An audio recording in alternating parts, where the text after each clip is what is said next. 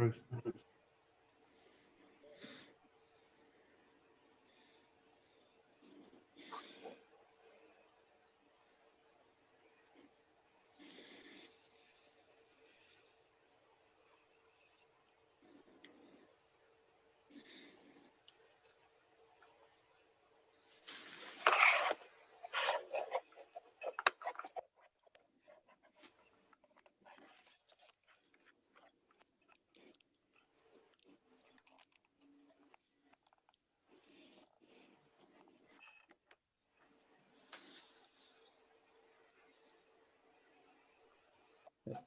That was Bruce. He's having technical difficulties. We'll give him a minute to try to get back in.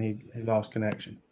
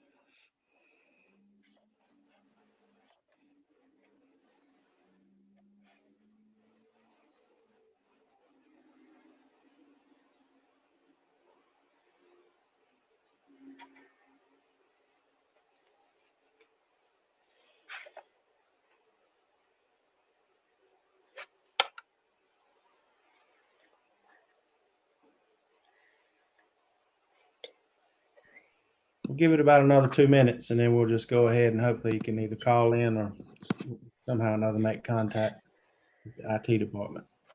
Go at about 6:05.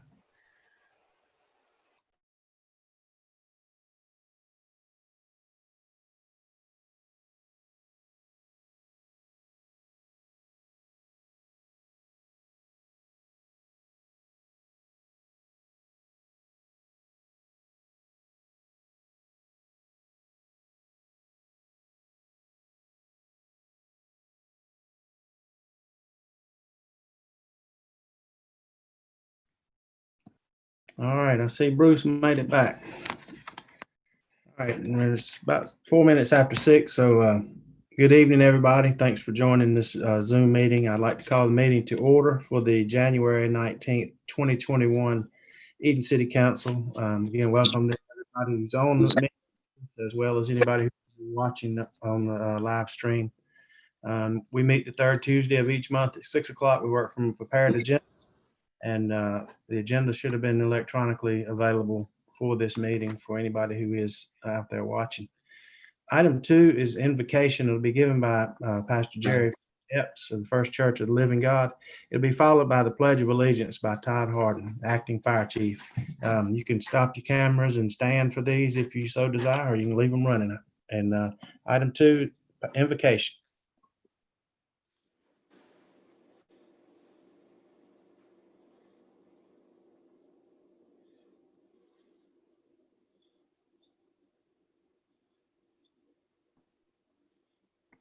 Mr. Epps, you're on mute.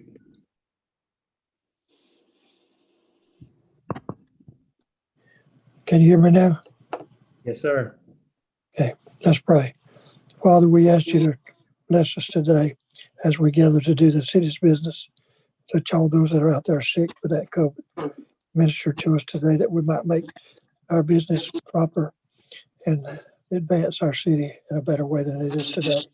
Give us strength, we pray. In Jesus' name, amen.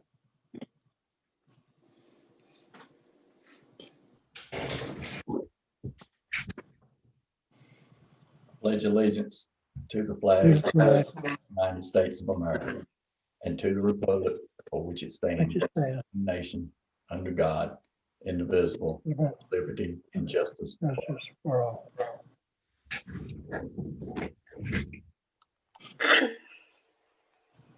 Thank you both for that. Item 4 is proclamations and presentations. I have a proclamation for Martin Luther King Jr. Day. I'll read that, please. Bear with me.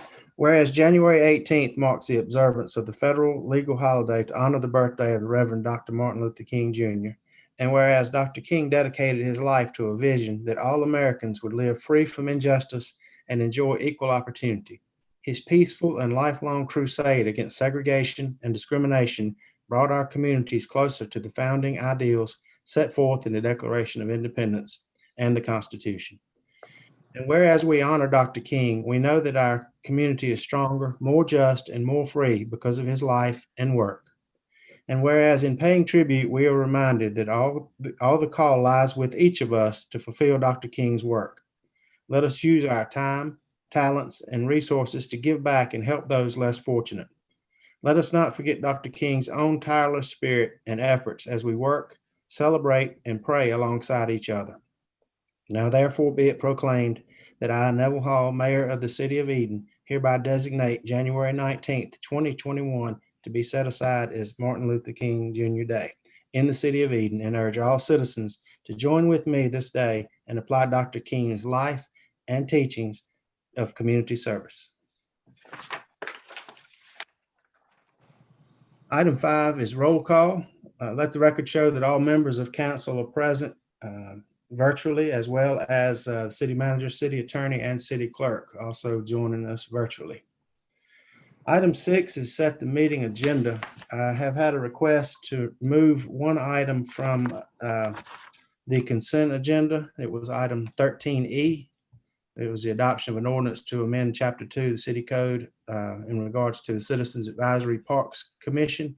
Had been asked to move that to new business so that we can ask some questions about that. So item 13E will now become item 11B. Everybody follow what we're doing there? Okay. Anybody else have any additions, deletions, or changes for the agenda? If not, I'll entertain a motion to set the agenda as revised. I make a motion. Go ahead, Andrew.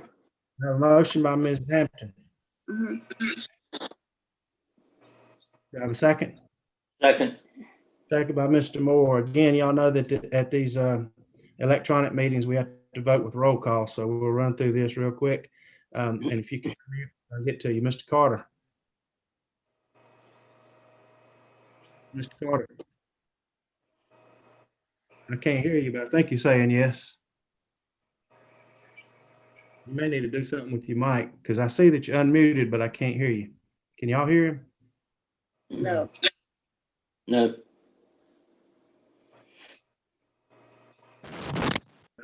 Mic volume up, Daryl, I think. Nope.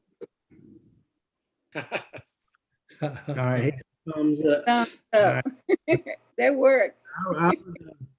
Carol, you may want to see if you can figure that out throughout the course of the meeting, because I'm sure you may have some input or questions. All right, Ellis?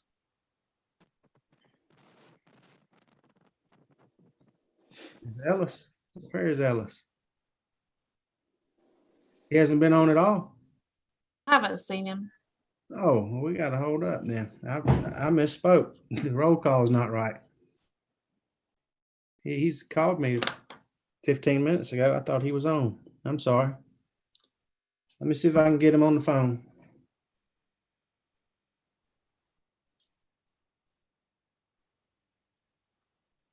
Excuse me 1 second.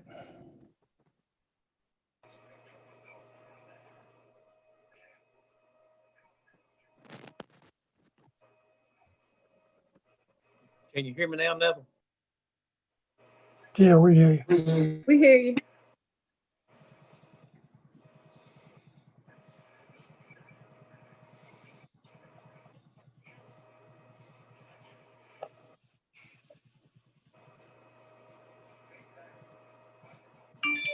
Mr. Ellis is going. If we can hold here for a minute. We all know this is not the ideal way to hold a meeting, so we'll have to bear with each other, because Exactly. it could be any of us with technical difficulty. Yep. Here we go. I got it. All right. Well, now, if you don't mind, if y'all don't mind, I'm gonna back up to item 5, which is roll call, and now let the record show that all members of council are present virtually. Sorry, I missed that earlier. Item 6, we're at setting the meeting agenda, Mr. Ellis, and I had asked that we move item 13E to item 11B under new business, and began to ask the roll call vote for have a motion and a second to set the agenda. Mr. Carter is in favor. Mr. Ellis? Yes. Yes. Mr. Epps? Yes, Mrs. Hampton? Yes. Mr. Honeycutt? Yes. Mr. Moore? Yes. Mr. Noe? Yes. The motion carries and the agenda is set. Item 7, public hearings, none. Item 8, requests and petitions of citizens. Deanna, do we have any? None. Okay. Item 9, the audit report. This is a presentation of the 2019-2020 audit by Rouse and Gardner. I'll turn this over to, it looks like Judy, I think. Can you hear me? Yes. Okay, you received a copy of the PowerPoint that I'm presenting tonight. It shouldn't be as long as in the past. So if you will go to your PowerPoint and turn to page 4. Okay, this audit was conducted in accordance with the following: auditing standards generally accepted in the United States of America, the government auditing standards, what we call the Yellow Book, and Title II U.S. Code of Federal Regulation, the Uniform Administrative Requirements, what we call the Uniform Guidance, which means it's a federal single audit. Also, the audit comes under the State Single Audit Implementation Act. If you turn to the next page, page 5, the auditor's responsibility. We conducted our audit in accordance with auditing standards generally accepted in the United States of America, and the standards applicable to financial audits contained in governmental auditing standards issued by the Comptroller General of the United States. Those standards require that we plan and perform the audit to obtain reasonable assurance about whether the financial statements are free of material mistakes.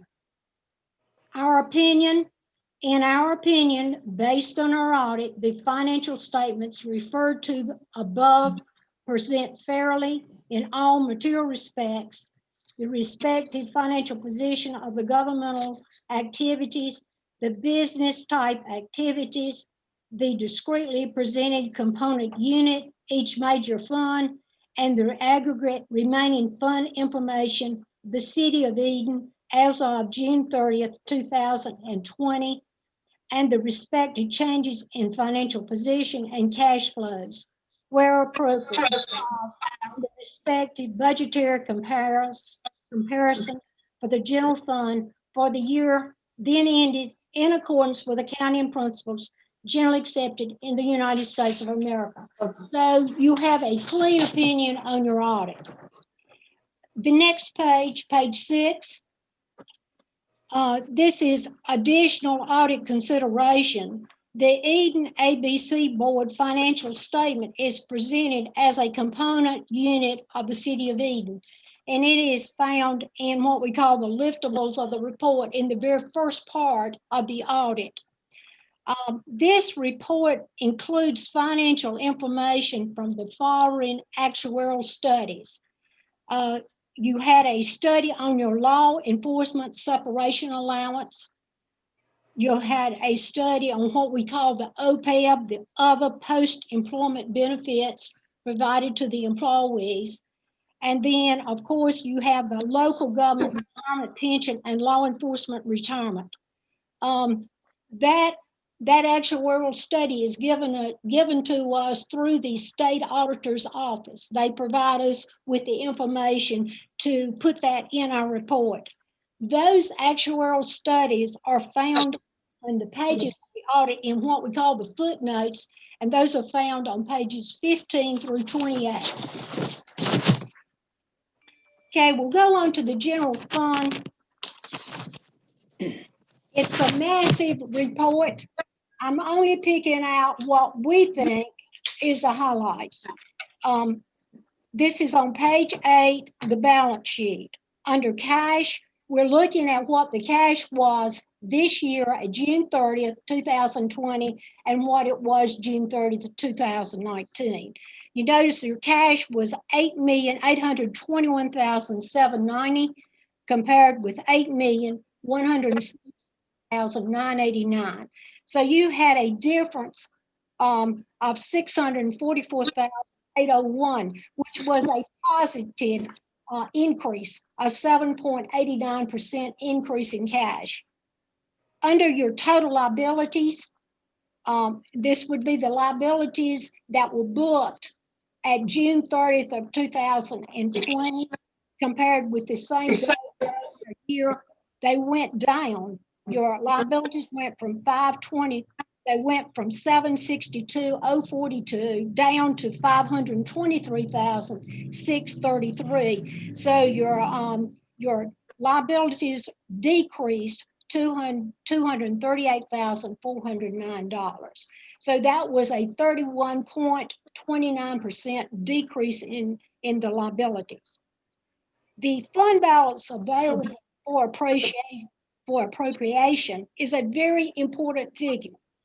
This year at June 30th, it was $7,100,038 compared with $6,783,552. So that was an increase of $316,486. That was a 4.67% increase. Your total fund balance in the general fund this year was $10,651,957 compared with $10,189,842. So that was an increase of $462,115. So that was an increase of 4.54%. There is in the assigned fund balance appropriated to this year's budget for you, 2020, 2021, you appropriated of that fund balance, $1,106,700 that was probably to balance your budget for the new year. For the full information on the balance sheet is found on page 97 of the report.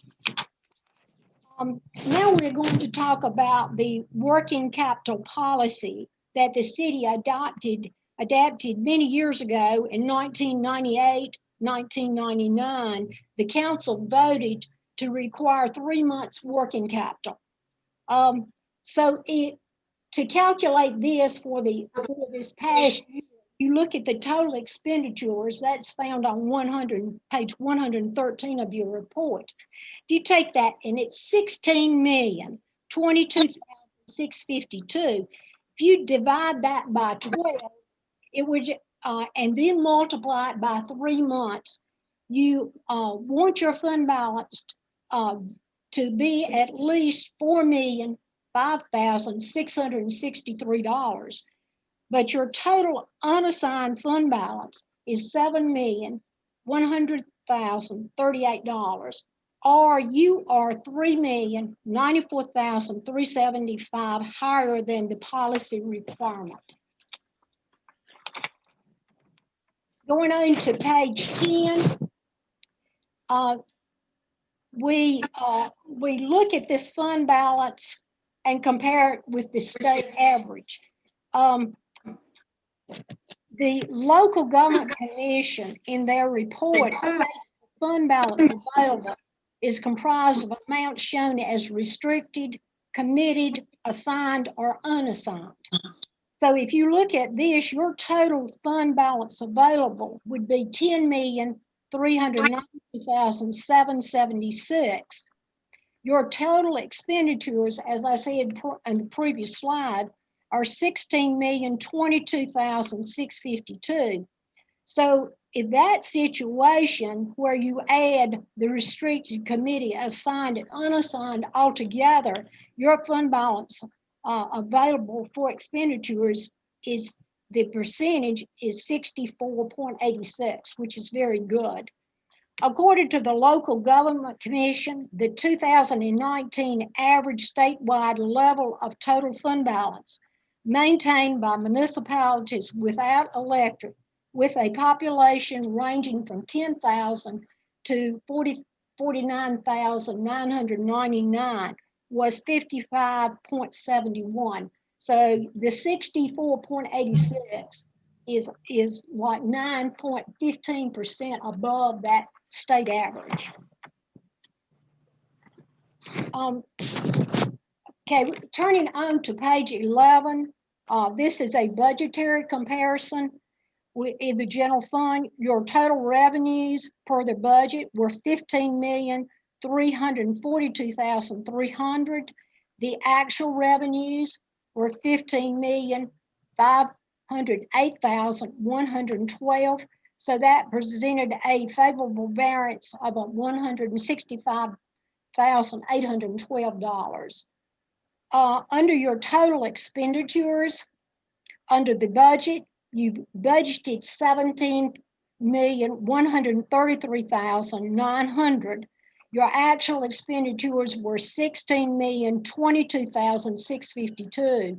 So that was a favorable variance of $1,111,248. We found that in the general fund, there was no department that overspent their budget.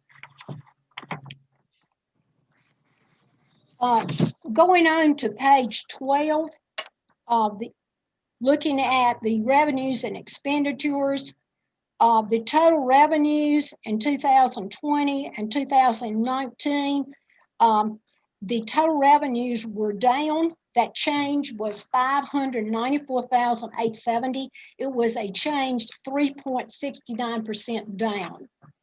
Under your expenditures, the change went down of $574,480. So that was a change of 3.46%.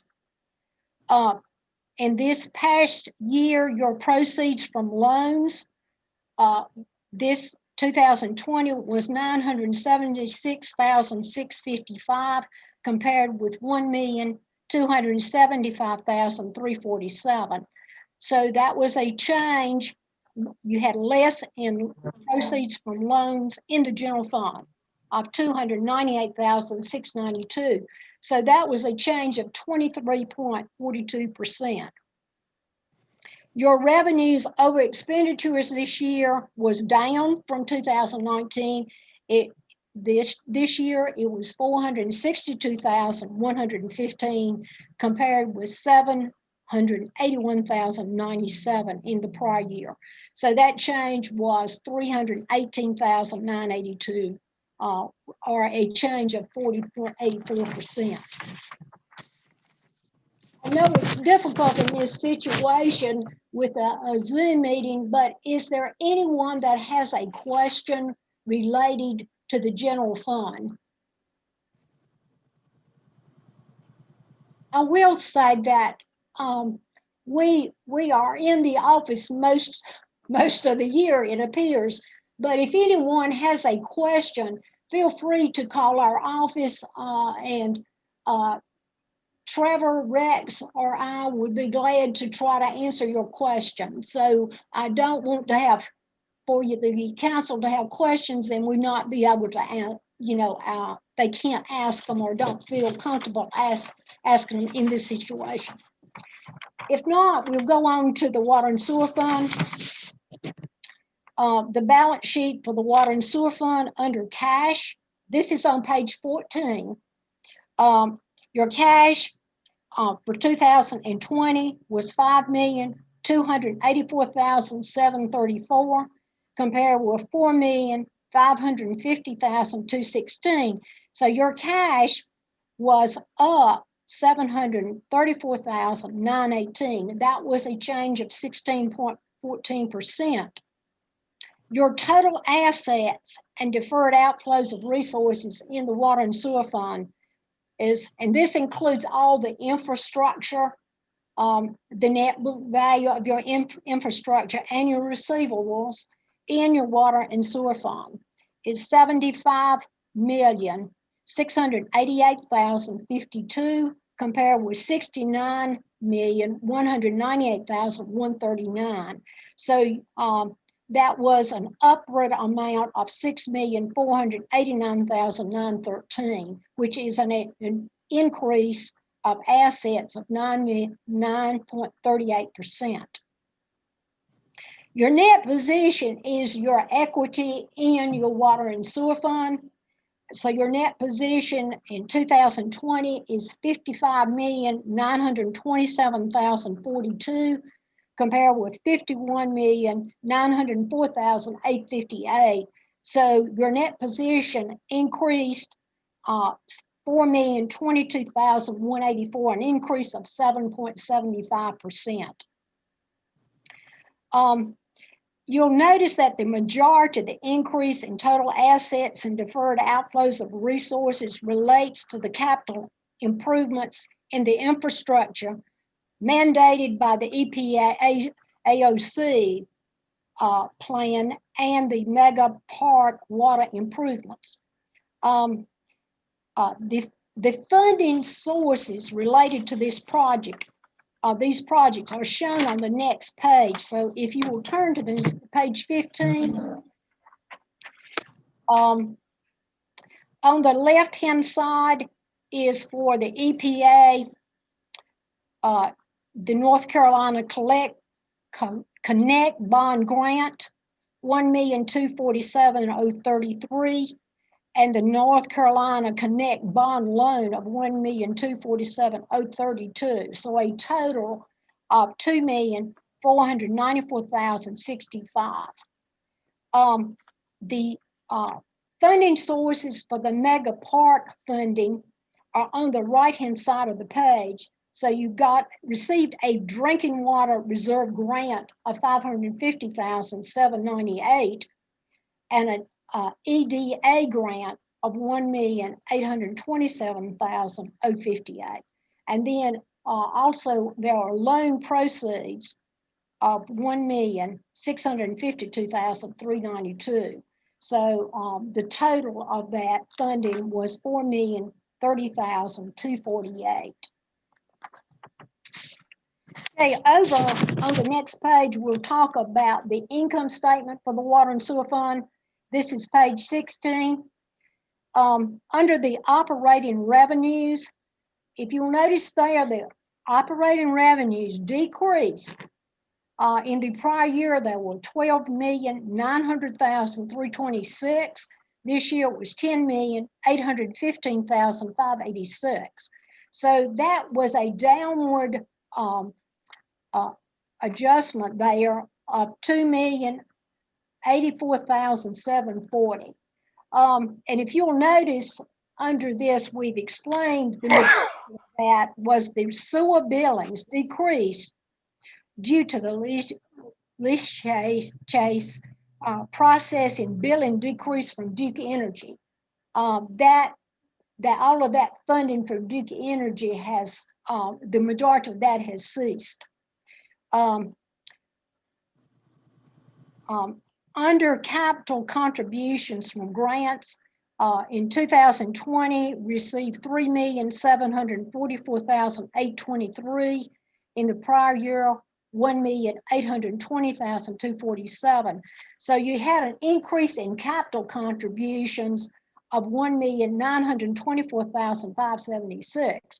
Now, capital contributions are things that do not have to be paid back. These are grants. Under operating expenses in the Water and Sewer Fund, this year it was $10,513,345.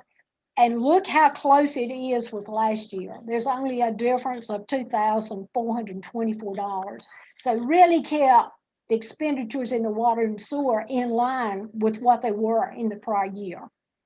Under non-operating expense, the interest this year, your interest was $189,630 compared with $209,751 in the prior year. So that was a downward of $20,121.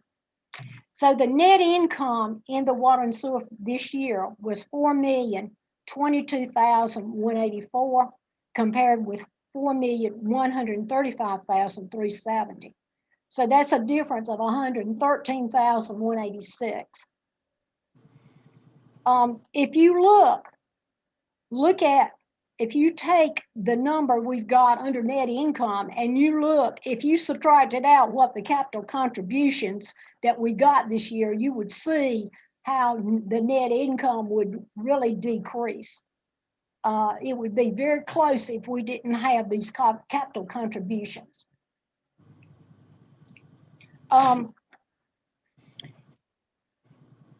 Under your depreciation expense this year, it increased from $2,306,835 to $2,448,515.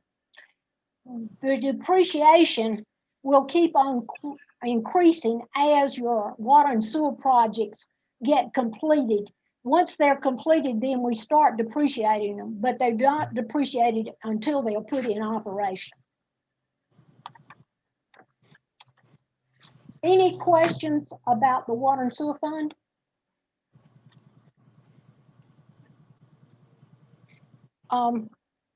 The details of the Water and Sewer Fund, I'm on page 17 now. The details of the budgetary Water and Sewer Fund are found in your audit report of pages 125 to 134. There again, did a good job of budgeting last year. We didn't find any over budgeted items in the Water and Sewer Fund. That's all I have on the general fund and the Water and Sewer Fund. I've got some other comments. Turning to page 19. Just to note that in the middle of your footnotes on page 43 is an analysis of the construction proposed commitments in effect as of June 30th, 2020. Also, notice that in your footnotes on page 85, we have a summary of the debt that the city has. The installment purchases total $21,308,953. That includes the interest and the principal at June 30th, 2020. This amount consists of $5,619,233 of debt for governmental activities and $15,689,720 for water and sewer activities. This is a note that is not in your PowerPoint, but looking back, in your footnotes, there's details on all the debt that the city has, very, very much so on every single loan that you have. But in the next 2 years, amounts to be paid off on debt that you had, that this debt started in 2007 and 2008. It was used for water and sewer improvements, the Greenway, and some downtown revitalization. Those debts, those two debts, and another debt that you had for water and sewer improvement, those years 2007 and 2008, they will be paid off, which will amount to a decrease. When they are paid off, it'll be a decrease in around $2,600,000 in the next 2 years. So that is a positive thing, that they will be paid off in this current year and one more year. Continuing on page 19, the interest income amounted to $195,061 this year, compared with $295,425 in the prior year. Also, we always point out what the legal debt margin is. It is 8% of the total assessed property valuation, and your total property valuation for the city was $915,158,582. So you take 8% of that, and the legal debt margin the city can have is $73,212,687. I sincerely hope that you never have that much debt. Keep your debt down as low as you possibly can, and with the mandates that you have to work under. On page 144, you have the current tax levy analysis, and your current year's collection rate was 98.51. The state average collection rate for 2019 in the city's population rate range was 99.10%, excluding vehicles. So you're a little bit down below that. Any questions related to the debt or any the legal debt margin? Okay, on page 21, a lot of this report deals with compliance, and so we felt that it's very important to point this out to you. In the middle of the footnotes on page 88, there's a footnote concerning EPA administrative order consent. It is imperative, again, that the council follow the progress of the bid process and construction related to this mandate to ensure compliance with the deadline. And the deadline, as I know it, at the date of this audit report, is February the 28th, 2022.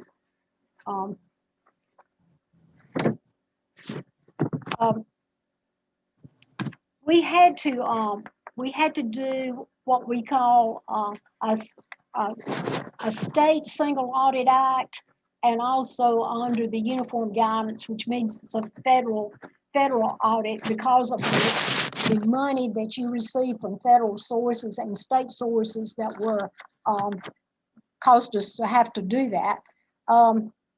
So one of the things that we found We have a report, Independent Auditor's Report on internal control over financial reporting and on compliance and other matters based on the audit of the financial statements performed in accordance with the government auditing standards. This is found on page 147.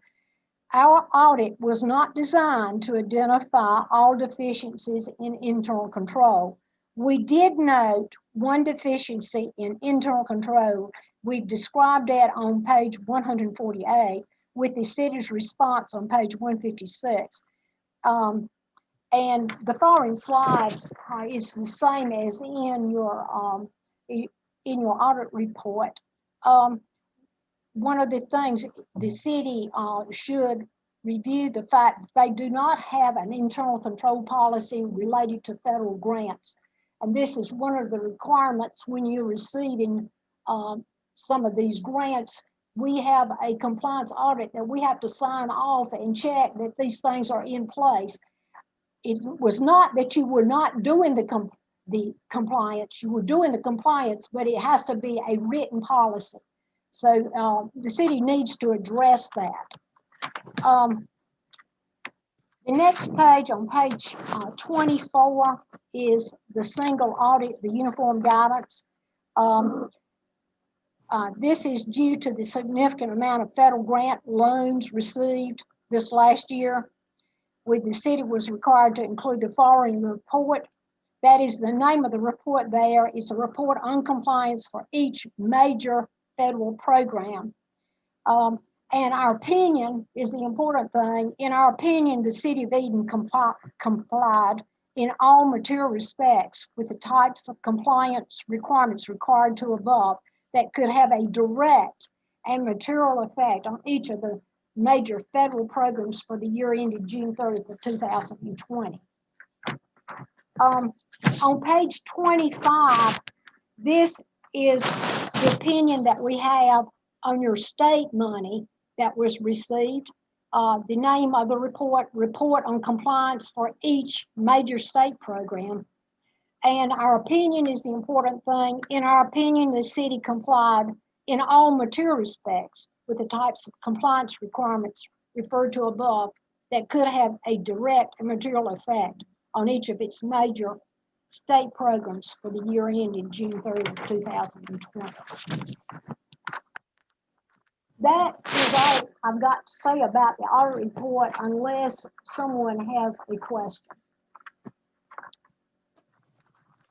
Judy, I'd like to ask, have you ever brought it up to us in the past that it had to be a written policy in place for the grants that we have been applying for? Was it negligence on our part? No, I would not say that because the last 2 years, you haven't had to have this audit in accordance with uniform guidance. Okay. Because you received so much money this year from the state and the federal. We have to do a compliance audit, and it's like questions that we have to answer and find the answers to if the city has complied. So Gotcha. It was not that the city was negligent in having it, the oversight over it.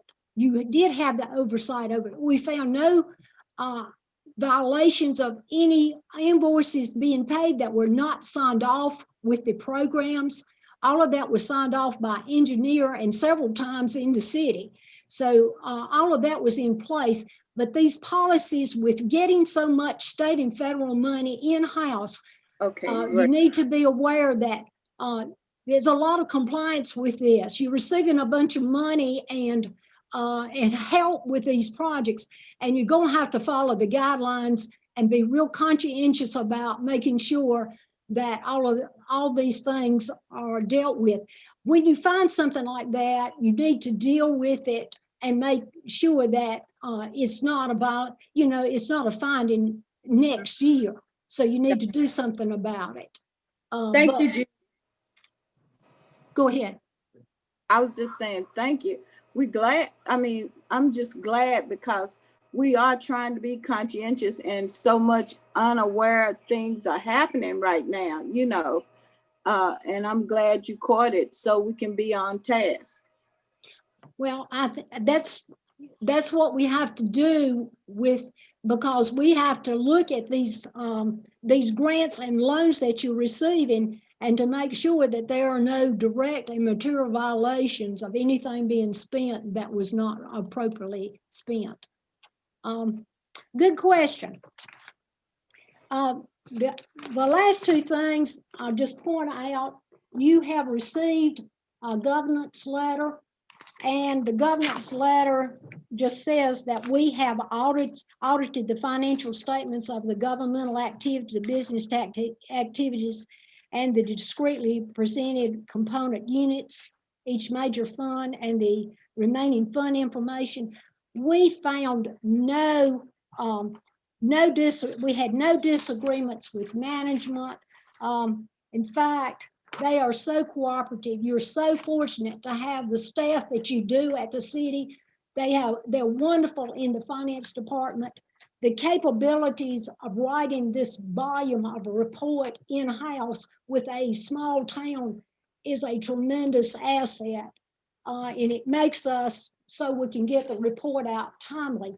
I think this year we got it out the earliest and got the approval from the local government commission that we ever had. I think we got it approved about the second or third week in November. So that is a tremendous, I'm going to say a compliment to the staff at the city. Also within the departments, they were so helpful in all the departments at the city with any questions that we had. So we're very appreciative of that, the cooperation shown. The other letter that I have is just a management letter. Under the audit adjustments, this year the audit adjustments were up some, but it is so hard to get all of the information by shortly after June 30th. So it's kind of work in process, and Amy would give us adjustments to the financials as we were working on the audit. So she has many of these adjustments were proposed by the city staff once we had a beginning trial balance. So, but it's always important to keep your finance department up to date on the latest, because the changes that coming down from the local government commission and related to these audit reports, it's a tremendous job to try to keep up with the changes and keep current on everything. The second thing is the actuarial study. Please continue to get your OPEB study and also your law enforcement officers separation allowance. We could not put this report together as accurately as we do without those studies. So it's very important that they're costly, but they need to be done each year. We're pleased that the two capital projects fund have been set up as sub-funds of the water and sewer fund to report the revenue and expenditures related to the EPA administrative order and the mega park water improvements. Due to the volume of grants and loan awards expected over the coming years, greater oversight will be required regarding the increased frequency of submission of grant and loan reimbursements. That's something you need to be on top of and try to get those reimbursements, because a lot of times you have to pay for the work being done and then you apply to get reimbursed. So those reimbursement reports really need to go in as soon as possible, and that you would get that help from your engineering firm. The city, the last comment is the internal control policy on federal rewards. The city does not have a written internal control policy or procedures governing its federal awards. This is just a comment that we made in the audit report. And the city management has been made aware of the need to implement such a policy. So that is all that we have. If there's any questions.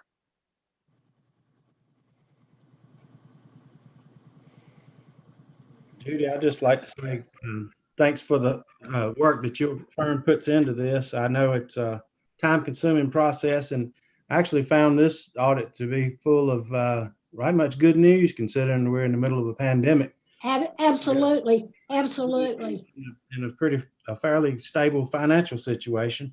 And I'd always like to repeat when you say in there, it's the highlight of our audit year, when you say no department spent over what they were budgeted. That's I like to hear that every time. So that's a credit to the department heads and the staff. I mean, the department heads make some decisions, but the staff actually that are out on the ground are the ones that can save us from having to go over budget by doing things the most economical way. So I just want to say thanks to the whole staff and especially the financial department for helping y'all get the audit done, like you said, in a timely manner. And it's a relief to have all that work finished, I'm sure. It is for us too, and we just really appreciate the attitude that the city employees have related to us doing the job. I do have Trevor Gardner with me, who did a lot of work on this audit, and my husband Rex. So if they're here, if you have a question. If you have a question, call us. We'll be glad to try to answer. Don't know that we'll know the answer, but we'll try to search it down. Thanks again. Thanks for the information. You're welcome. All right. I guess we'll move on to item 11. Unless, Aaron, we don't have to approve the audit, do we? No, you don't have to approve the audit. Thanks. Item 11 is new business. 11A is a presentation of the COVID-19 financials update and economic development review of 2020. Tammy McMichael. Good evening, Mayor and fellow council members. Just going to give you a quick financial update as of December 31st, 2020. When we ran the financial reports for the end of December, you should have a copy of this. The revenues collected year to date compared to what we expected. Tammy, I'm sorry to interrupt you. This is now, I skipped right over number 10, unfinished business. Okay. Just for Deanna's sanity, as far as the minutes go, if we can go back and do number 10, and then we'll come back to you if you don't mind. That is perfectly fine. Thanks. Number 10 is unfinished business, consideration of boards and commissions appointments. Kelly Stoltz. Sorry, Kelly. And you're muted.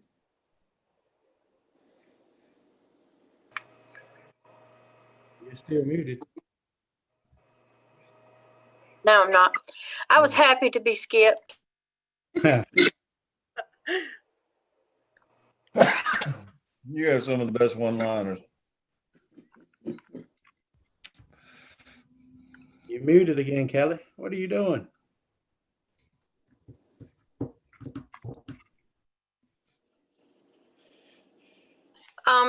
A number of board and commission appointments that are there. We realized today we missed some people that need to be reappointed on the Strategic Planning Commission. Deborah Madison sent those names to the mayor. And then the chairman and I interviewed someone today that wants to be on the commission. Her name is Sarah Stokes. She works for UNC Rockingham. And I would like to ask that you install her as well. Kelly, I saw the list of the thing Deborah sent me. Did she send it to everybody? Just to you. It was so late this afternoon. So if you'll read it out loud for me. I don't have it open. Do you mind reading out her email? I'm sorry. Well, except did she send it to me? If I go to my email, I've lost you. That's what I'm afraid of with mine. Hold on. Can you still hear me? Yes, sir, I can. All right. I'm in my email. Let's see. And she has appointments. So for the Strategic Planning Commission, the proposal is to appoint Jennifer Barton for 2021 to 2023, Jamie Galloway to fill an unexpired term of 2021. She has Jennifer Barton on here a second time, but I would assume that it should have been Sarah Stokes. Sarah Stokes for 2021 through 2023. In addition to that, reappoint Hope Bogart, 2021 to 2023, Ed Wilson, same years, and Jake, same years. Yes, sir. Those are the proposed Strategic Planning Commission, I'd say nominees for appointment and reappointment. Anybody have any questions about those or any other of the appointments? I think, Phil, you had somebody that you were filling. Is that correct?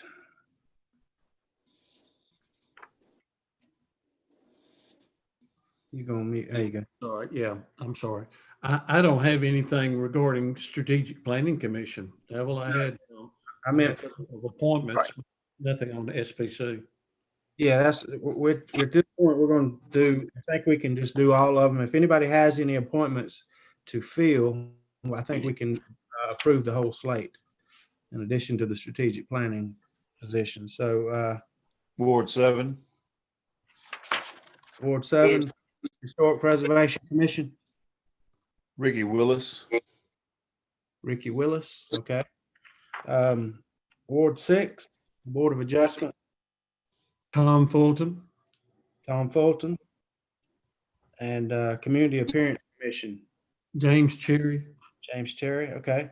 both of them have accepted, Neville. All right, good, thank you. Councilman Carter, Ward 5, you had a Historic Preservation Commission. Yes, I'd like to keep that open for 1 month, please.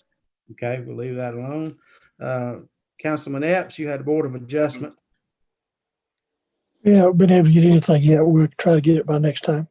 Okay, we'll leave that. And how about the Historic Preservation Commission? You had Louise Price, term expired. She's going to stay on. Okay. Mrs. Hampton, you had Historic Preservation Commission. Beth Williams, term expired. She wanted to stay on. I gave her a call, talked to her. She said she would stay on. And you had on the tree board a member who has not attended any meetings. I don't know if you've talked with I him. did. I talked to Brian and I told him that it was unacceptable, and he said he was gonna do better. Good. So he Okay. wanted to stay. He said he was gonna do better. So I'm getting Clint to put fire under it. All right, Mr. Noah, you had the Community Appearance Commission. Tim Kirkman's term expired. Tim said he'd do it, so Tim Kirkman for that, and then Historic Preservation Commission, Frank Reed. Frank Reed, okay. And then the tree board, you had James Ivy, his term expired. I've still got to get that one, Phil. Okay. And then Mr. Moore, you had tree board, Mike Horham's term expired. Yeah, and Mike said he would like to do it for another term. Okay. All right, Kelly, do you have all those? I got it. I did pretty well. Yeah. If any of you, the ones that put in new people, if you can get names and addresses to me, it would help, because we've got to send things to them and try to contact them about getting emails and all those sort of things. Okay. Okay. All right. So with that, we will I'll entertain a motion to approve those nominees. I'm sorry, Mr. Ellis. Ward 7.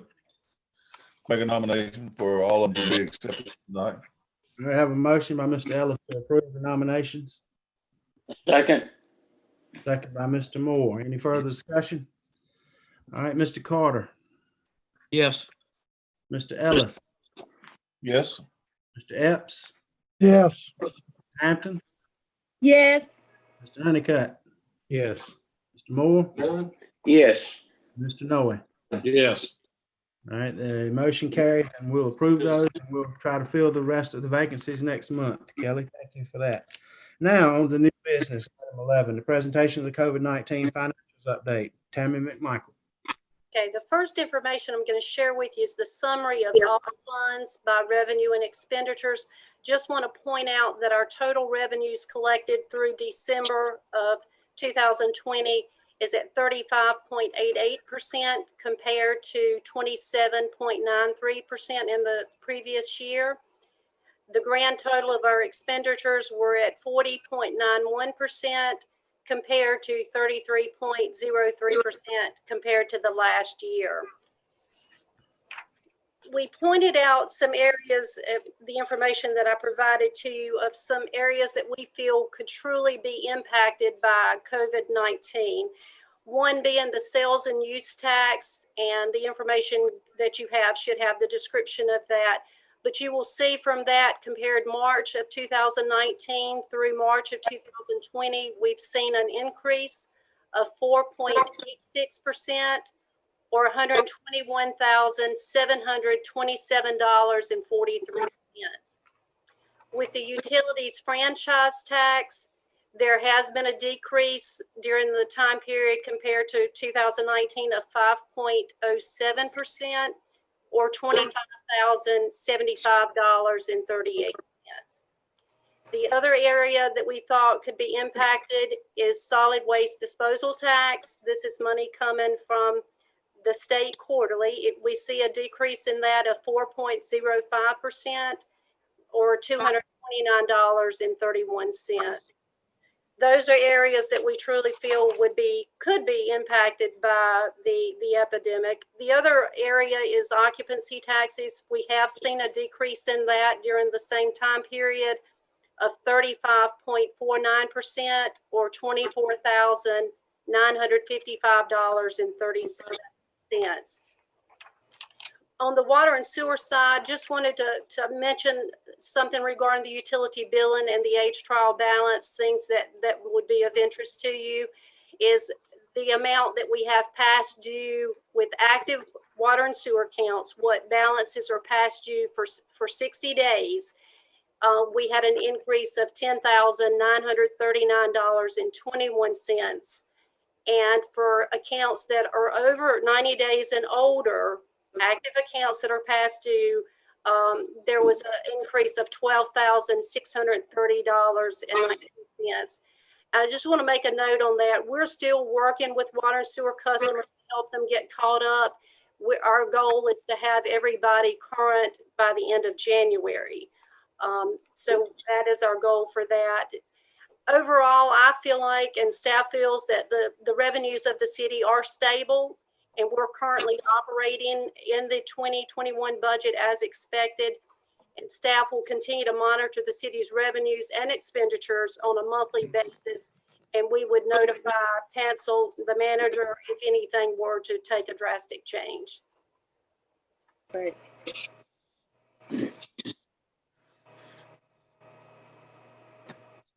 Tammy, thanks for the update. Again, in the midst of a pandemic, like we talked about with the audit, well, I think we're still treading water, and it's to be expected that there'll be some utility bills that are behind because of the order that they couldn't be disconnected, and and I hope their funds are being made available to help them catch up and make the city whole in that regard. So thank you for the update, and we appreciate what you do. Thank you. Item, Mayor, I've got a question if I can. yes, sir. Tammy, you guys may need to help me a little bit here, but as best I recall, shortly after the virus started, council approved some deferment for, I think, occupancy taxes that was, we anticipated was going to be hardship from motels, et cetera, that kind of thing. And as I recall, there was a catch-up period that was going to be in the fall, to which the deferred payments would be caught up. Again, as you can see, I'm kind of struggling a little bit. I don't have my notes in front of me, but what I'm asking is that for those deferred allowances that were granted to the motels, et cetera, has that been caught up? Is that yes, sir. That everyone is current. The gross revenues from the hotels is where we're seeing the decrease, because that's what they pay their occupancy taxes on. But everyone is current with paying their occupancy tax. okay? Great. Okay. All right. Thank you. And my apologies for not being crystal clear on that, but I did recall that we were trying to assist, and we did grant some deferments. But I just, at the same time, wanted to make sure that the catch-up was completed, or at least underway. So that's it. Thank you. Thank you. Yeah, good point. Anybody else have a question for Tammy?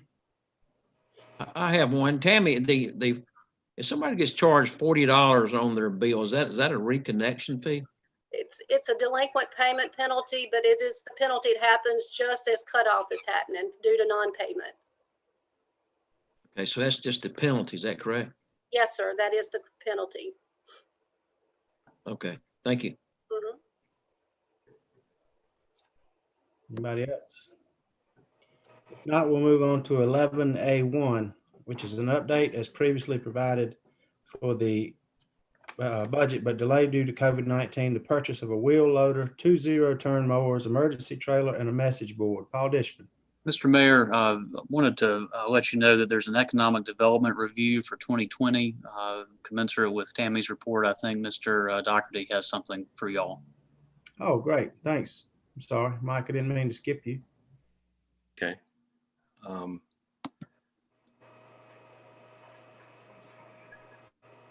Can you hear me? Yes.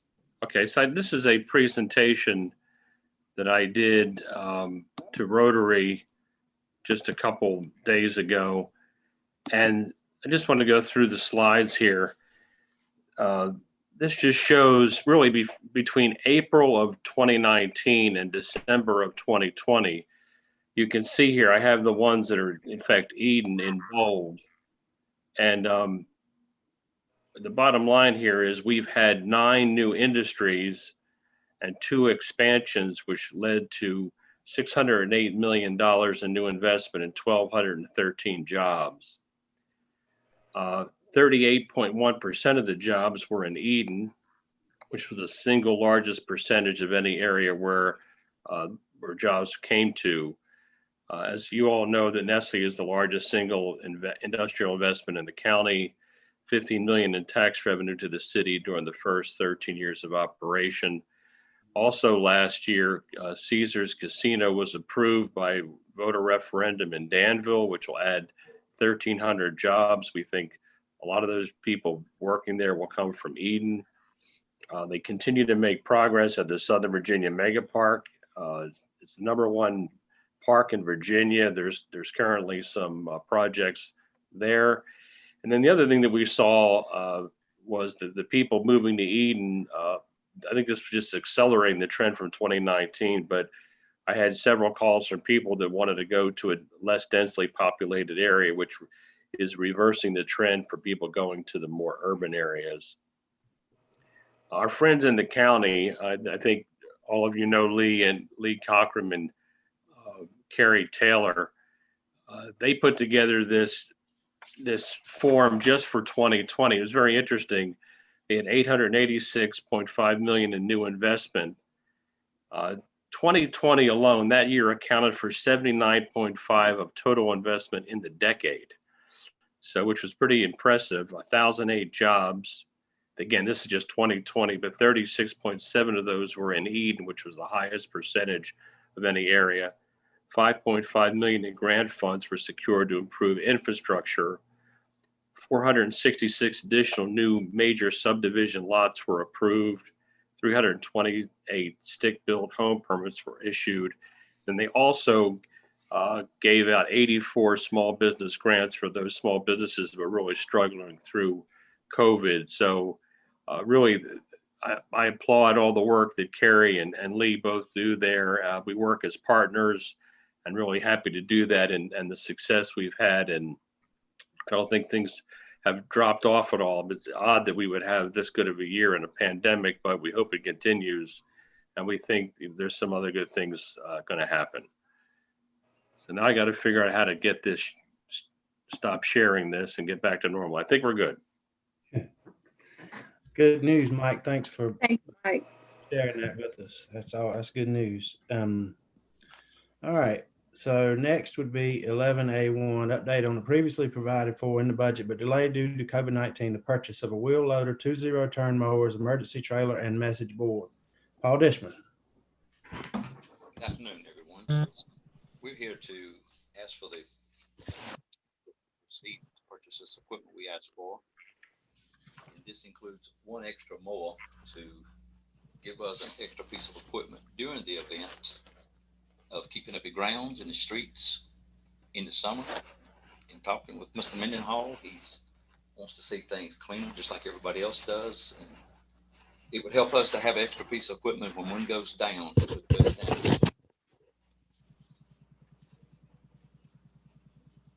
Sounds like his computer went down.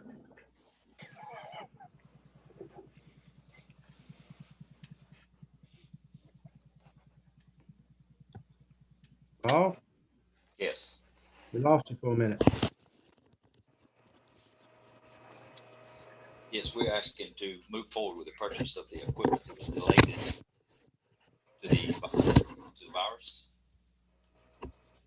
That includes one extra mower to be used to manage the right-of-ways, cul-de-sacs, cloverleaf, in such areas that's exposed to the public. We have a tendency to mow over some pretty rough things out there.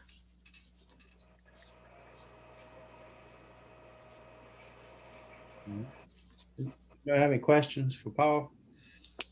I know in the memo that it was a net savings of $81,000 over what we had budgeted for these items by either completing them in last year's budget or totally removing them from the list. So he was requesting $16,000 for this equipment.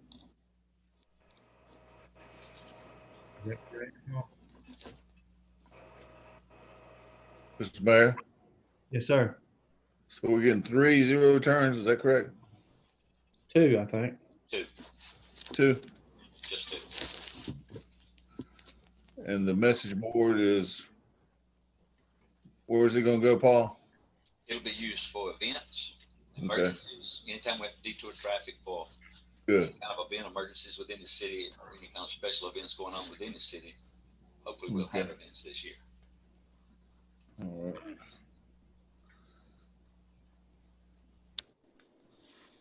Anybody else have any questions, comments? If not, I'll entertain a motion for the approval or denial of the request.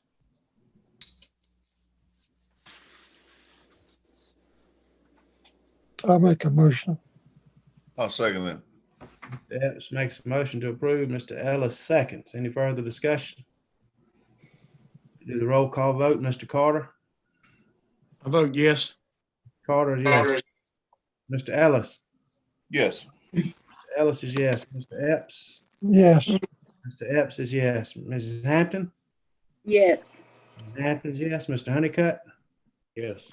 Mr. Honeycutt, yes. Mr. Moore? Yes. Mr. Moore is yes. Mr. Noe? Yes. Mr. Noe is yes. The motion carries. Thank you, Paul. Do you, Item 11A2 is update as previously provided for in the budget but delayed due to COVID-19. The plan to complete fiscal year 2021 street resurfacing contract number 2. Tammy Amos. Good evening, Mayor and City Council. Can y'all hear me okay? yes. Okay. What you've got before you tonight is just an update on the street resurfacing projects for this year. We have already completed one of the projects for the year. It was funded with our Power Bill allocation that we receive from the state each year. The second project that I had planned for the year was the resurfacing of Patterson Street and Kennedy Avenue, both which are listed in poor condition due to severe cracking and high traffic volume. The funding for for this project has already been approved and is in the current budget. I'm not asking for any additional funding. I just need approval to proceed with the project as planned so that I can get the contract out for bid, and so we'll be ready to pave in April. I have any questions from Mrs. Amos? Any questions? If not, I'd entertain a motion. I make a motion that we proceed on, give Tammy that authority to do that. Second. And second by Ms. Hampton. Any further discussion? Mr. Carter? Yes. Mr. Carter, yes. Mr. Ellis? Yes. Mr. Ellis, yes. Mr. Epps? Yes, Mr. Epps, yes. Mrs. Hampton? Yes. Mrs. Hampton's yes. Mr. Honeycutt? Yes. Mr. Honeycutt, yes. Mr. Moore? Yes. Mr. Moore's yes. Mr. Noah? Yes. Mr. Noah's yes. The motion carries, and Tammy is given the approval to proceed with the resurfacing contract. Thank you. Item 11A3 is consideration of the Eden Fire equipment needs. Mr. Todd Harden. Good evening, Mayor and members of council. In your packet, I'll get it up here. Everybody see this and can still hear me? Yes. Yes, this is the report or the memo that myself and members of the command staff put together with, it shows the two options. As you read here, option one is the purchase of a new engine, and we're needed to replace engine 4 that is no longer part of the fleet. Option 2 is the purchase of one engine and one ladder. And you can see the cost that we have looked at different pieces of equipment. 2020 Suffin midship Quint for $789,000, and you can see the debt service there, 5 years, 10 and 15 years. The next one we looked at was a Pierce 2020. It was actually $574,000, and you can see the debt service there. Those trucks, the midship and the Pierce and the Rosenbauer, which is a 2018, it's for $482,866, and the Suffin 2020 custom pumper for $487,900, and the debt service there. All of those trucks there, they are for immediate delivery.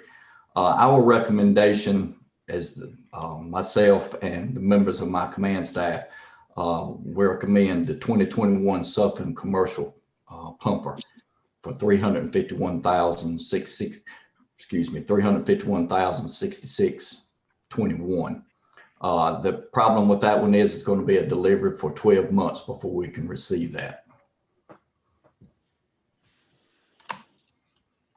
But that's the one you want. I'm sorry. That's the one you want, right? I'm sorry. Mr. Epps, I'm having a hard time hearing you. Mr. Mayor, Darrell Carter. Hold on one second. Let Mr. Epps had, I think, a question or a comment. Yes, sir. What you mentioned last there will be delivered in a year. Is that the one you really want? Yes, sir. Yes, sir. I think that's the best choice for right now. Okay. Mr. Carter, you had a question or comment? I do. I'd like to make a recommendation that we table this to tomorrow or next meeting for, we do some more discussion. There's been possibility of getting a study done to see exactly what we need and purchase, if you need purchase one or two, but have a Department of Insurance come in possibility and do this study so Deputy Chief Harden can take his pick of what we need, but we'll definitely find out before we spend the money what we need and what we don't, where it needs to go. Okay, so I'd like to table it. You making a motion to table That's this? correct. All right, I have a motion to table by Mr. Carter. Mr. Mayor, is that to a definite time, or is that just till when you all want to pull it off the table? I'd say to next meeting. All right, I know that we do have a budget meeting tomorrow. I would suggest that we table it if this is what is approved until the next full meeting. However, allow some time in the budget retreat to have a discussion with Acting Chief Harden and see if we can all get in line with what he needs. That's fine. Sound good to you, Mr. Harden? Yes, sir. Okay, so you'll have an opportunity tomorrow to expand on what you, and then of course you may not have the information that we need. It's just one more day, but at least we'll have some more time to hash it out a little bit. But so the motion is to table this until the February meeting. But we will be discussing it tomorrow, though, correct? Yes. But there will be no action taken tomorrow. Action taken, just part of the discussion of the budget retreat. Okay. Okay. Thank so you. Thank you. I have a motion to table to February. Second. Second by Mr. Ellis. Any further discussion? Roll call vote. Mr. Carter. Yes. Yes. Mr. Ellis. Yes. Mr. Ellis, yes. Mr. Epps. Yes. Mr. Epps, yes. Mrs. Hampton. Yes. Ms. Hampton, yes. Mr. Honeycutt? Yes. Mr. Honeycutt, yes. Mr. Moore? Yes. Mr. Moore, yes. Mr. Noe? Yes. Mr. Noe, yes. The motion carries that this item will be tabled until February meeting. All right, thank you. Thank you, Mr. Harden. Thank you, Tom.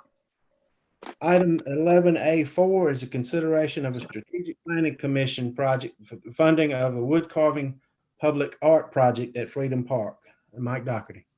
And this is not just me, it's also Terry Vernon, the interim Parks and Rec Director. Back in August, the SPC approved this. I think there was concerns about where COVID was going to lead us. So you wanted to wait for a while. So we've decided to bring it back. This is to create a nature play space on the Freedom Park Nature Trail by Woodchuck Wood Carvings of Boone's Mill, Virginia. This would include 12 benches to create an outdoor classroom at the large elm tree on the trail. It would include 4 totems at the end of this newly renovated bridge, 8-foot totem at the Country Club Drive entrance, 6 wood spirits on trees, 2 owls, 2 raccoons, 3 squirrels, and 1 turtle at the creek.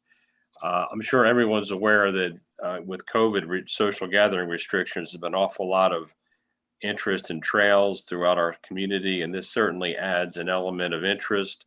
We are hopeful that once the schools get back into normal functioning, they will use this as field trips.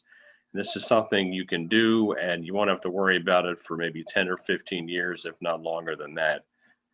The project cost is $6,100, and as I said, the city staff, both economic development and Parks and Rec, believe this will be an asset to our trail system. Anyone have any questions for Mike? I'd point out too, this is a strategic planning commission recommendation, and it was removed from the agenda several months ago because of the uncertainty with the COVID funding that would be available to the city. So this is being brought back to us by that commission. So I just would make sure that's noted. May I have any questions for Mike? Now, let me ask you, is this money that's already been allotted that's coming out of this strategic planning, this $6,100? Yes, it's part of their budget that's already been allocated for the year. Okay, all right, thank you, Mike. Mayor, I've got a couple of comments and actually a motion for the expenditure. I'll tell you in advance, I'm going to move that we allocate the money, but I would ask John and staff to walk the trail. I went down today to take a look at it. I personally think that this particular trail needs some more finish work before we actually spend money on items like this. I'm okay with doing it, but again, I walked both sides of the trail. I started at the Central Elementary School, walked down to the stream, and then come back up and went on the other side. And I counted about 6 locations of what I considered rather severe wash. The granite dust that's been put down, there's a good bit of it that's actually washed off of the trail, and it definitely needs some water bars. I think there's some more work that needs to be done on the trail itself. In addition to that, there's been a good bit of tree work that's been done along the trail, and there's a section nearest the elementary school that honestly, and I'm not trying to be facetious, but it's almost like a small logging job. There's all kind of treetops and some trees that's been felled, and they've just been pushed off the side of the trail. It just looks to me like before this expenditure is done, that there needs to be more work. With that having been said, if staff can make those improvements themselves, I'm certainly okay with spending the $6,100 as proposed, but my motion would be that the money be funded, and that it be up to the city manager and staff to make sure that what I view the additional work that needs to be done is done either with these funds or by maintenance staff, and then proceed with the request as is. And again, I'm not trying to undermine the request. I just think there's a need for some, actually some fairly serious work in my view, because all of this granite dust or small stone, a good bit of it is actually now not even on the trail. It's even washed over to the side. So I personally think there's some work that needs to be done on it, but I'll leave it up to the city manager and staff to make the right call on it. So with that having been said, I recommend that the $6,100 be funded toward this trail, and at the discretion of the city manager, that it be allocated toward maintenance or toward the request as has been made. I I'll agree second. with I'll Phil. second. I second, third, whatever. I have a motion to approve by Mr. Honeycutt and a second by Ms. Hampton, with the understanding that we expect the normal maintenance to be taken care of in addition to this. Is that correct? The understanding? Before this starts, because you can almost see some of the damage from Stadium Drive. And I haven't walked it like Phil, but I'm sure there's some work need to be done before we start planning to add to this. This is a great thing. I appreciate them looking into it, but before we start on it, I'm sure there's some work need to be done to that trail. Okay. Mr. Doherty, Yes. as Mr. Moore already said that the money had been allocated. Right. And also they, with the weather we've had in the past 66 months or whatever, of course, you know, our people do as much as they can for us to keep everything with the other trails, but Mr. Dishman keeps his crews, and Ray Thomas is also keeping these parkways, open up, and I'm sure if we, like Mr. Mendenhall, will look forward to that, Mr. Honeycutt, to let these gentlemen and ladies work to clear everything up for that, because I'm sure it's already been asked about. And because they do an outstanding job for what they, the time that they have and other things they have to do also for the city, for these parks. So. All right. So any other discussion? If not, I'll do the roll call vote. Mr. Carter. Yes. Carter's yes. Mr. Ellis. Yes. Mr. Ellis is yes. Mr. Epps. Yes. Mr. Epps is yes. Mrs. Hampton. Yes. Mrs. Hampton is yes. Mr. Honeycutt. Yes. Mr. Honeycutt, yes. Mr. Moore. You're muted. Mr. Moore, you're muted. Sorry about that. Yes. Mr. Noah. Yes. Mr. Noah is yes. The motion carries, and the project is approved. Thank you, Mike, for your work with it. Item 11B, which was a consent agenda item. Was 13E, now it's 11B. It's adoption of an ordinance to amend Chapter 2, Administration of City Code, to include the creation of a Citizens Advisory Parks Commission. Aaron Gilly and Terry Vernon, I don't think Terry's on, and Aaron, I know that I just moved this this afternoon or at the beginning of the meeting, so I'm not sure how prepared you are to go over this. We have plenty of time if you would prefer to move this to another meeting, or you can answer any questions that somebody has and find out if we need to do anything else.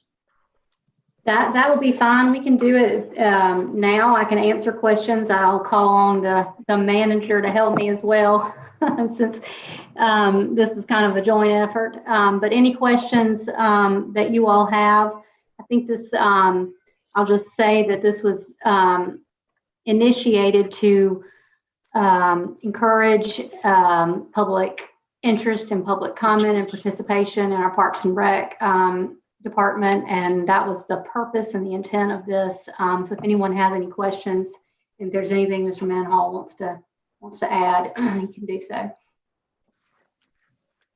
Ms. Gilly, you're spot on there. This was all formulated for public engagement, public input, as we move forward in our Parks and Recreation program, programmatically, what things are offered, as well as facility-wise, what facilities are offered, and to gauge the public's input in that as we make those decisions and those investments or reinvestments, maintenance and operation items as well, such as the greenways and the parks as a whole. Mr. Mendenhall, this is Mr. Ellis. I was the one that was asked to move this forward and to describe a little bit more about it and what we were planning on doing, because we haven't had anything like this in many years to be put before us. And I think it's a great idea with a commission to put forward another group of citizens that are concerned about things.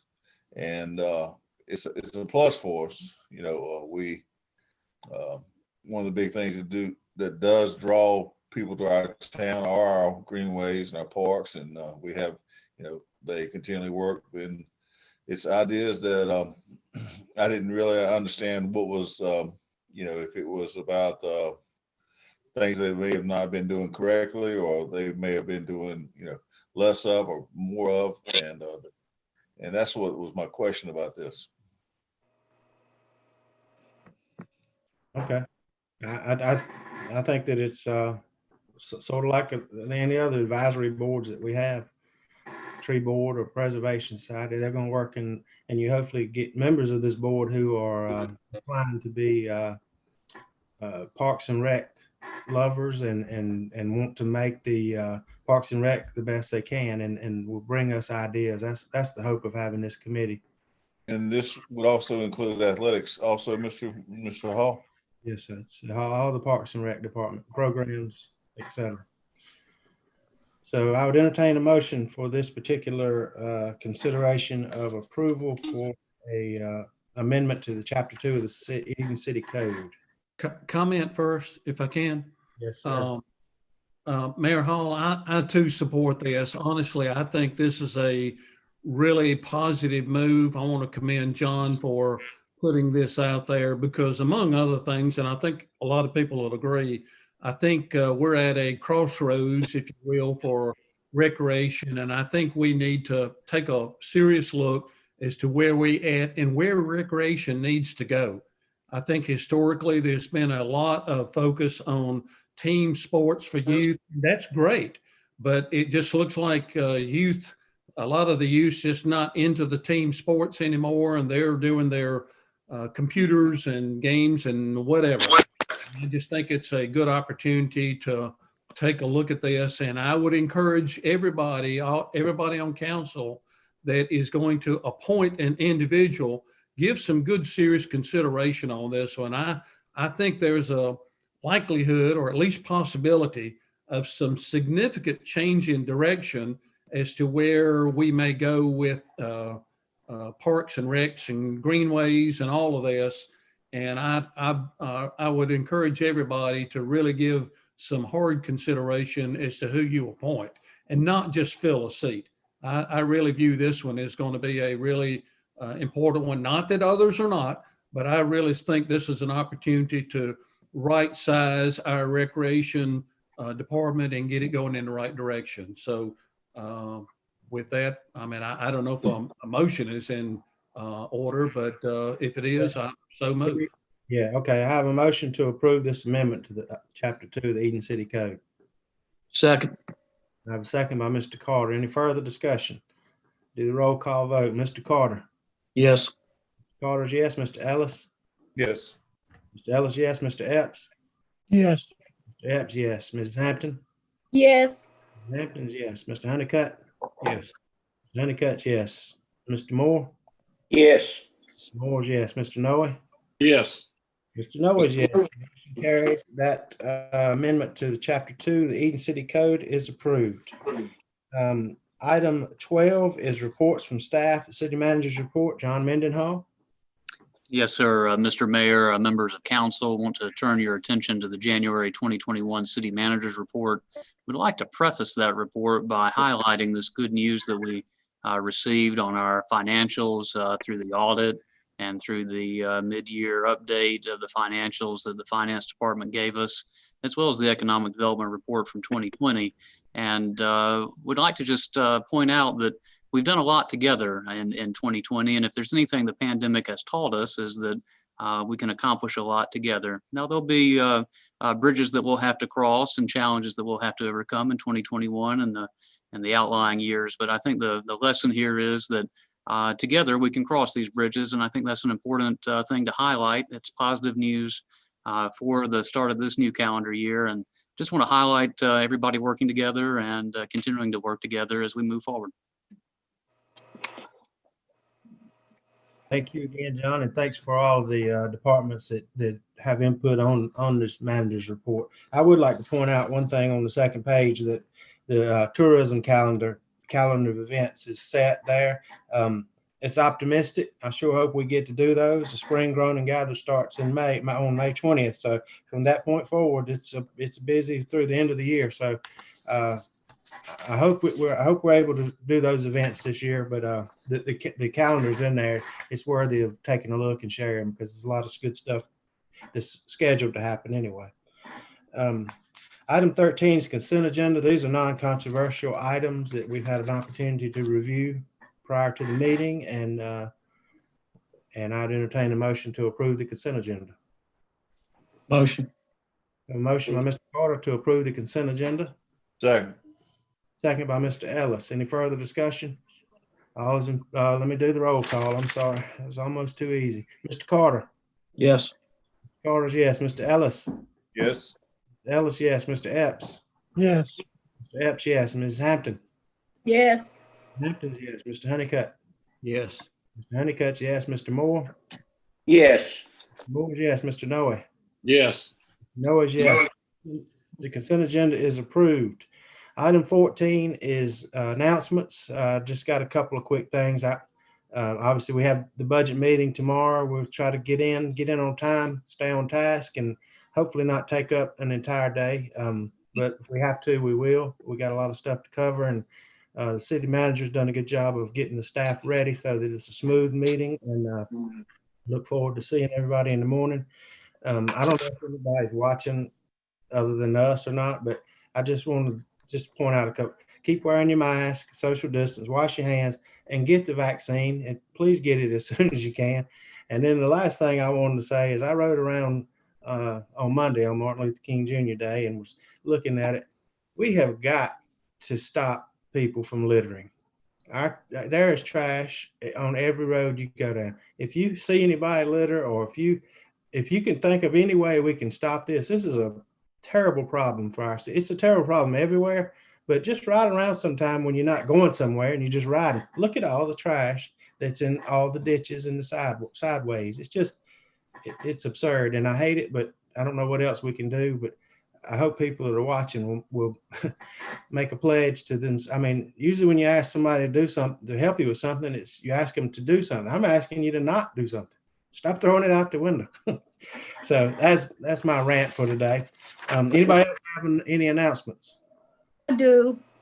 One announcement is on January the 30th at 10 o'clock, the Boulevard is having a prayer walk.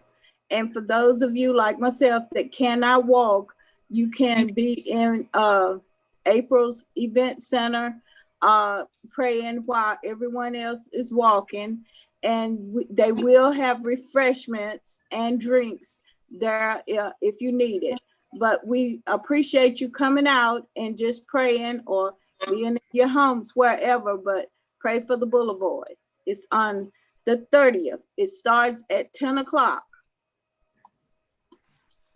Any other announcements? First event in Eden this year. Any other announcements? Yes, Mr. Ellis. I apologize for being late for the meeting tonight. I'm pushing the right buttons and holding everybody up. I apologize for that, but also for tomorrow for our new president going into office. We need to all think being a special day for all of us, and to be in prayer for that day and for all our nation. It's a very trying time. All right. Any other Mayor, to confirm, our meeting starts at 10 tomorrow, is that correct? Yes. 10 a.m.? Okay. We'll be in the council chambers. Council chambers. Yes. Okay. Okay. Mayor, Anybody else? Mayor, Yes.